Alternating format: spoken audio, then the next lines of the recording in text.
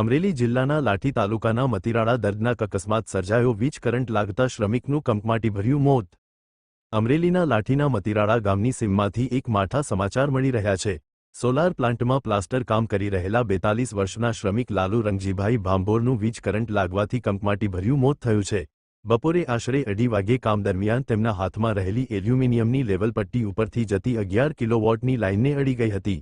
Current એટલો જોરદાર હતો કે લાલુભાઈનું ઘટનાસ્થળે જ મોત નીપજ્યું.